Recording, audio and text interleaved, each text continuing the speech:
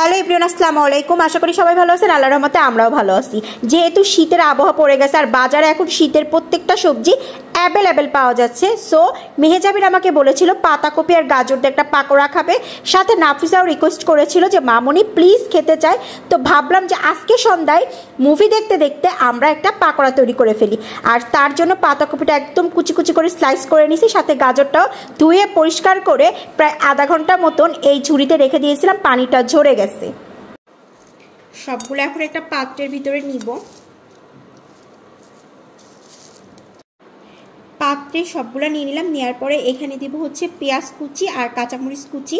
পেঁয়াজের পরিমাণটা একটু বেশি দিব, পাকোড়ার ক্ষেত্রে সবসময় একটু পেঁয়াজের পরিমাণটা বেশি দিতে হয়। তারপরে দিয়ে দিব হচ্ছে ধনের পাতা কুচি। ধনের পাতার কুচির পরিমাণটাও আমি বেশি দিছি। এখন দিয়ে দিব একটা ডিম। প্রত্যেকটা জিনিসের ভিতরে, বিশেষ করে হচ্ছে পাকোড়ার ভিতরে ডিম দিলে টেস্টটা কিন্তু অনেক বেশি ভালো আসে। তারপরে দিয়ে দিব হচ্ছে স্বাদ অনুযায়ী লবণ, হাফ চামচ দিলাম। তারপরে দিয়ে দিব হচ্ছে একটু সামান্য পরিমাণের হলুদের গুঁড়া। তারপরে দিয়ে দিব হচ্ছে চালের গুঁড়া। চালের গুঁড়াটা অপশনাল, আপনি চাইলেও দিতে পারেন, না চাইলেও দিতে পারেন। আমি দিচ্ছি একটু মসমস হওয়ার জন্য, কারণ গাজরটা কিন্তু একটু নরম টাইপের হয়, এই জন্য আমি সামান্য পরিমাণে চালের গুঁড়া দিলাম। যদি বাসায় চালের গুঁড়া না থাকে তাহলে অবশ্যই আপনারা আটা দিতে পারবেন। এবং এখন এটাকে খুব ভালো করে মধ্যে মিক্সড করে মাখিয়ে নিব। আমার কমপ্লিট হয়ে গেছে মাখানোটা। এখন চলে যাব গরম তেলের উপর দিয়ে ভাজতে।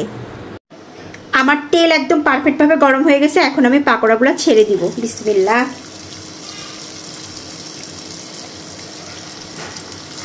আমি একটু ছোট ছোট সাইজ করে নিচ্ছি, আপনারা আপনাদের পছন্দ মতন যেভাবে পারেন সেই সাইজে বানিয়ে নেবেন। আমি একটু গোল গোল করে পাকোড়াগুলো এরকম করে একের পর এক করে তেলের উপরে ছেড়ে দিব। আমার এক পিঠ প্রায় হালকা হালকা হয়ে আসছে। আমি একটু উল্টাই দিচ্ছি, কারণ আমি এ পিঠ ও পিঠ করে ভালো করে কড়া করে ভেজে নিব।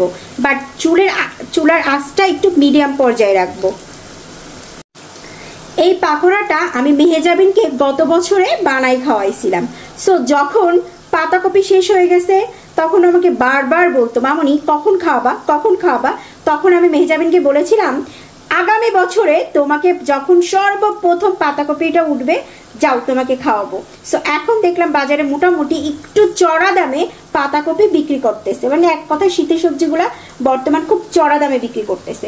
সো মেহেজাবিন বলেছিল গত বছরে এই বছরে যদি আমি মাথায় না রাখি তাহলে কি আর আমার মাথা ঠিক রাখবে মেয়েটা। এই জন্য তার কথা চিন্তা করেই আজকে এই সিদ্ধান্তটা নিলাম যে ঠিক আছে বছরের প্রথমেই তোমাকে আমি পাকোড়াটা খাওয়াবো, যাও।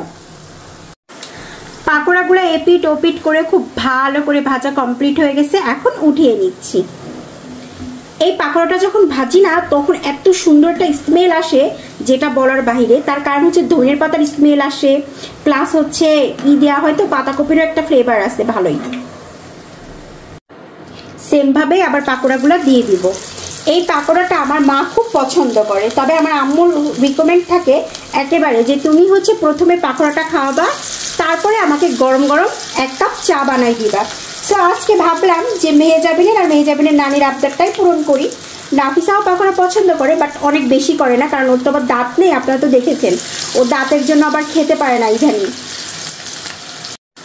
আগে আমি যখন অনেক ছোট ছিলাম আম্মু যখন এই পাকোড়াটা বানাইতো তখন আমি বলতাম কালারফুল পাকোড়া, কারণ হচ্ছে এখানে পাতাকপির এক কালার, ধনের পাতার একটা কালার, তারপরে গাজরের আরেকটা কালার, পেঁয়াজের আরেকটা কালার, বিভিন্ন কালার দেখে আমি সবসময় আম্মুকে বলতাম কি আম্মু কালারফুল পাকোড়া বানাই দাও। সেই গল্প আম্মু একটু আগে বললো আর মেহেজাবিন হাসতেছিল। কি আর করবো, মেহেজাবিনের সামনে এখন ইদানিং কিছু বললে সে একটু বেশি আমাকে খেপাচ্ছে। এজন্য আম্মুকে বলছে আম্মু ওর সামনে কোনো কথা বলবা না আমার ছোটবেলার। এই পাশটাও আমার খুব কড়া করে ভেজে নেওয়া হয়ে গেছে, অলমোস্ট আমার ভাজা কমপ্লিট হয়ে গেছে। এখন যাব মেহেজাবিনকে দিব এবং মেহেজাবিনের নানিকে দিব টেস্ট করার জন্য, সাথে নাফিসাকেও দিব, দেখা যাক নাফিসা কি বলে। এই নাও মা, ট্রাই করো।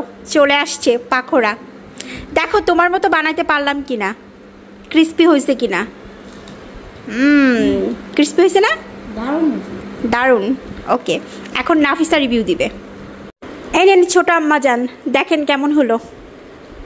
আপনি তো ফার্স্ট টাইম খাচ্ছেন তাই না? বলেন খেয়ে কেমন হয়েছে।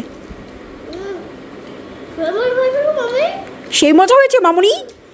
গাইস একটা কথা শেয়ার করে, ওর কিন্তু দাঁত নেই সামনের, কথা একটু কষ্ট করে আপনারা বুঝে নিয়েন। মজা হয়েছে তাই না? ওকে যাও, নেক্সট টাইমে আবার বানিয়ে দিব তোমাকে। এখন হচ্ছে যে মেয়েটা গত বছরে বলেছিল সেই মেয়েটার জন্য আমার পাকোড়া বানানো হয়েছে, মেহেজাবিন। এখন দেখি মেহেজাবিন কি বলে। বলেন মেহেজাবিন, কেমন হয়েছে পাকোড়াটা? টেস্ট করেন। গত বছরের শেষের দিকে আমি তোমাকে বলছি, আর এই বছরের ফার্স্টেই আমি পেয়ে গেছি পাকোড়াটা। হ্যাঁ, তুমি গত বছরে এমন সময় বলছিলা তখন পাতাকপি ছিল না, বাট খুঁজলে পাওয়া যাইতো, কিন্তু ওই পাতাকপির পাকোড়াটা মজা লাগতো না। বছরের প্রথম জিনিসের টেস্টই আলাদা। সেই মজা হয়েছে, সেই মজা হয়েছে। আপনারা সবাই ট্রাই করবেন, শীতের সন্ধ্যায় এই পাকোড়াটা কিন্তু জমে যাবে একদম আড্ডা দিতে দিতে।